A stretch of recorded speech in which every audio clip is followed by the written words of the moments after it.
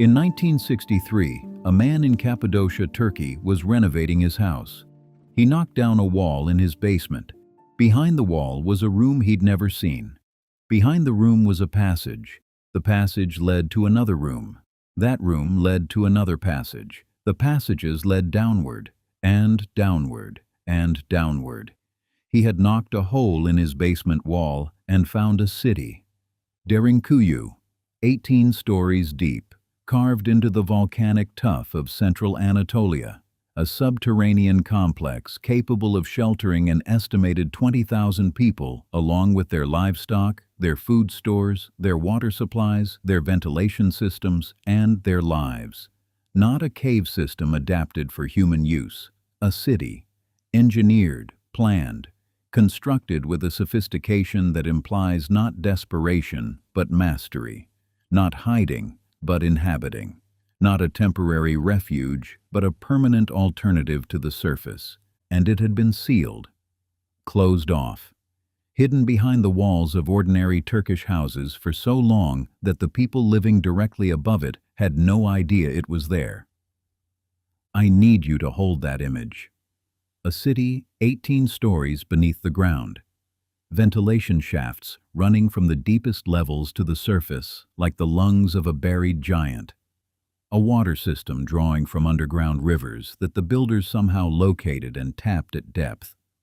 Rolling stone doors, each weighing several hundred kilograms, engineered to seal individual floors from the inside, creating independent defensive zones within the complex. Stables on the upper levels, living quarters on the middle levels, storage and water systems at the deepest levels, churches, schools, wine presses, oil presses, grain storage, everything a civilization needs to function, carved into solid rock, extending 18 stories into the earth. And nobody knew it was there. This raises a simple but critical question. Who builds a city underground? Not a bunker, not a shelter. A city, with schools, with churches, with wine presses. You don't install a wine press in a temporary refuge. You don't carve a school into bedrock if you're planning to go back to the surface next week. The infrastructure of Derinkuyu suggests not emergency occupation, but sustained habitation, long-term, generational. A population that lived underground, not because they were hiding from something, but because they had built a world that functioned beneath the surface. The official explanation is defense. The standard narrative, repeated in every guidebook and documentary about Derinkuyu, describes the underground city as a refuge. The people of Cappadocia, facing periodic invasions by Persians, Romans, Arabs, and Mongols, carved underground shelters where they could hide until the danger passed. The volcanic tuff of the region is soft enough to carve with simple tools, but hardens when exposed to air, making it an ideal medium for underground construction. The geography invited the solution. The history demanded it. The underground cities of Cappadocia are defensive architecture, case closed, and the defense explanation works for the upper levels. The first few stories of Derinkuyu, and of the dozens of other underground cities discovered across Cappadocia, are consistent with temporary defensive occupation, narrow passages designed to be defended by a single person, rolling stone doors that could be sealed from inside, ventilation shafts that could be blocked to prevent smoke from being used as a weapon. The upper levels make tactical sense, but 18 stories, wine presses, schools, an underground complex that could sustain 20,000 people for months or years without surfacing? The defense explanation requires us to believe that the population of a Cappadocian town carved by hand through solid rock, a city extending deeper into the earth than a modern 5-story building extends above it, as a precaution against raids that typically lasted days or weeks, that they installed infrastructure for permanent habitation as a contingency for temporary occupation, that they built a civilization underground because they occasionally needed a basement. The deeper I went, the more the defense explanation collapsed under the weight of what was actually constructed. The silence was deafening when I started looking at the engineering of the deepest levels, because the deeper you go in Derinkuyu, the more sophisticated the construction becomes, not less, more.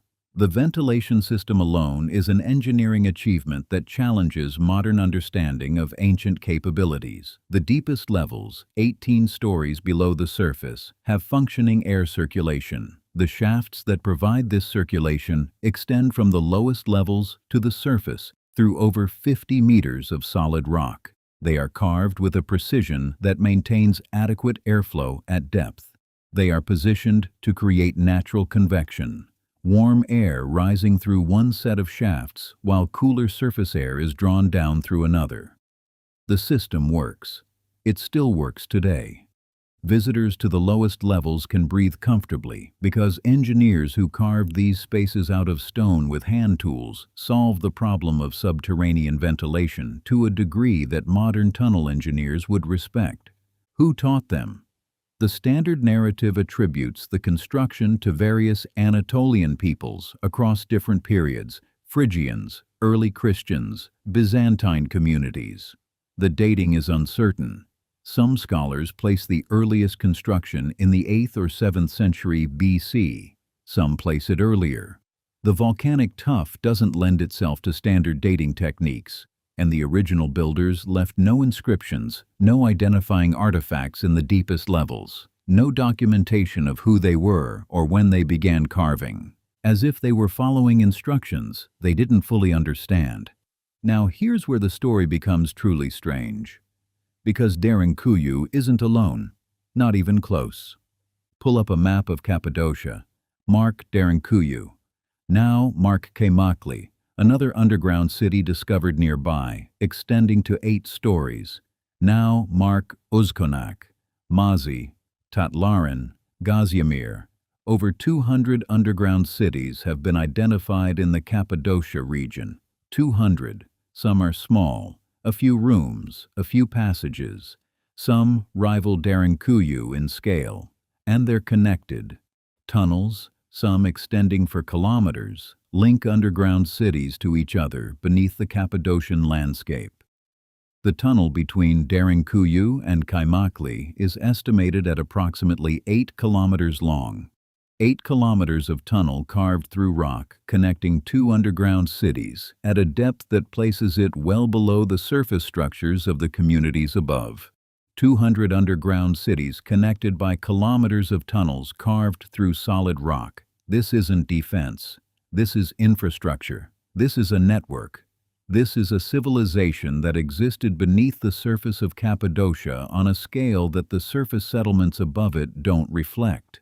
The villages above are small, modest, unremarkable. The cities beneath them are enormous, sophisticated, connected to each other by an underground highway system that implies not isolated communities hiding independently, but a coordinated society functioning as a network beneath the ground. The pattern repeats with unsettling precision across the entire region. Because every time a new construction project breaks ground in Cappadocia, there's a chance it will break through into another underground space.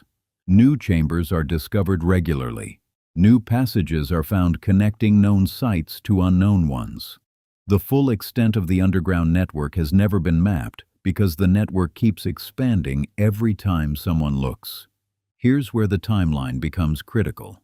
Because while the official narrative attributes construction to various periods spanning the 1st millennium BC to the Byzantine era, there's a problem with that timeline. The deepest, most sophisticated levels of Derinkuyu don't contain artifacts from any of these periods. The artifacts found in the upper levels, Christian crosses, Byzantine-era pottery, medieval construction additions, confirm that these levels were used during historical periods. But the deepest levels, the levels with the most sophisticated ventilation engineering, The levels that represent the most ambitious rock cutting are clean, empty, devoid of the cultural markers that would allow dating. This could mean that the deepest levels were thoroughly cleaned at some point, their contents removed before the city was abandoned. It could mean that the deepest levels were never used for habitation and therefore never accumulated artifacts. Or it could mean that the deepest levels were built during a period so old that no artifacts survived. Each explanation has implications. None of them is definitively supported by the evidence. And the absence of evidence in chambers that have been sealed for centuries is not the same as evidence of absence. The deeper I went, the more I found that the sealing of Derinkuyu and the other underground cities is itself a mystery that the official narrative skates past.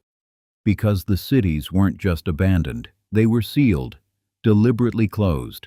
The rolling stone doors were positioned in their locked configuration. The access passages were filled. The connections to surface structures were walled over. Someone, at some point, made the decision to close these cities and ensure they stayed closed, and the decision was thorough enough that entire communities lived on top of sealed underground cities for centuries without knowing they were there. When were they sealed?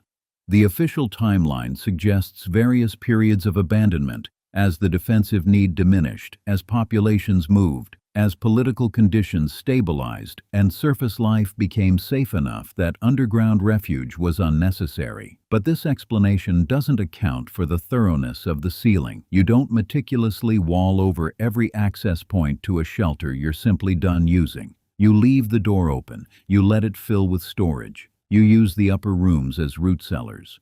What you don't do is systematically seal every entrance with masonry that's indistinguishable from the surrounding walls, ensuring that the city beneath becomes invisible to everyone who comes after, unless you want it invisible.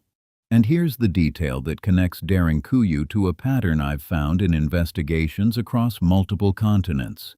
The sealing happened based on the best available evidence, during the same broad period that keeps appearing. The transition between the old world and the new, the centuries when surface cities were being rebuilt, when populations were being relocated, when underground spaces across the world were being sealed and forgotten. Go back to the discovery.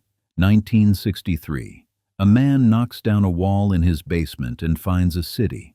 Not a small chamber, not a passage, a city. 18 stories deep, 20,000 capacity. Schools and churches and wine presses and ventilation engineering that works after centuries of closure. And he didn't know it was there. His father didn't know. His grandfather didn't know. The knowledge that an entire civilization existed beneath his house had been erased so completely that a Turkish homeowner in the mid-20th century could live his entire life above it without the slightest suspicion. This raises a question that I cannot stop returning to. What other underground cities exist that haven't been found yet? Because Derinkuyu was found by accident, a renovation project, a broken wall. If the homeowner had knocked down a different wall, or renovated a different room, or never renovated at all, the city might still be sealed, still unknown, still waiting in the dark beneath the houses of people who have no idea they're living on top of it. 200 underground cities have been found in Cappadocia, found in almost every case by accident. Construction projects, road building, agricultural work. Each discovery was a surprise.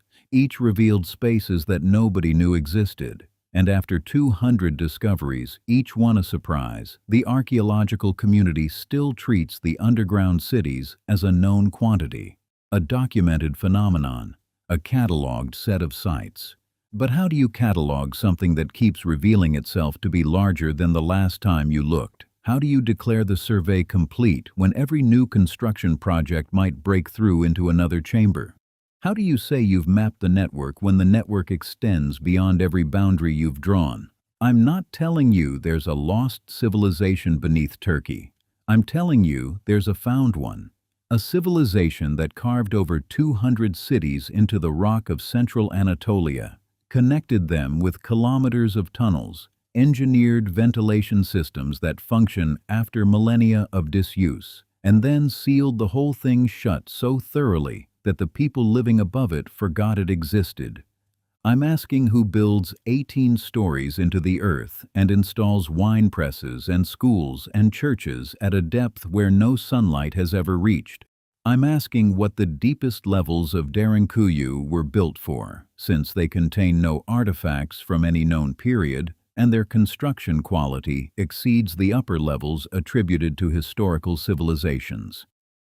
I'm asking why the cities were sealed rather than simply abandoned. I'm asking why the sealing was thorough enough to erase the cities from the knowledge of the communities living directly on top of them. I'm asking what's in the tunnels that haven't been found yet, in the chambers that no renovation project has accidentally broken into, in the passages that extend beyond the mapped boundaries of the known cities into rock that nobody has surveyed because nobody knew there was reason to look. Go stand in Cappadocia if you ever get the chance. Look at the modest surface villages, the houses, the streets, the ordinary life being lived on ordinary ground, and know that beneath your feet, 18 stories down, there are rooms that were carved by hands you'll never identify, sealed by people you'll never name, for reasons that nobody recorded. Rooms that waited in the dark for centuries until a man knocked down a wall and found them. Ask yourself what else is waiting behind walls that nobody has knocked down yet. Once you see it, you can't unsee it.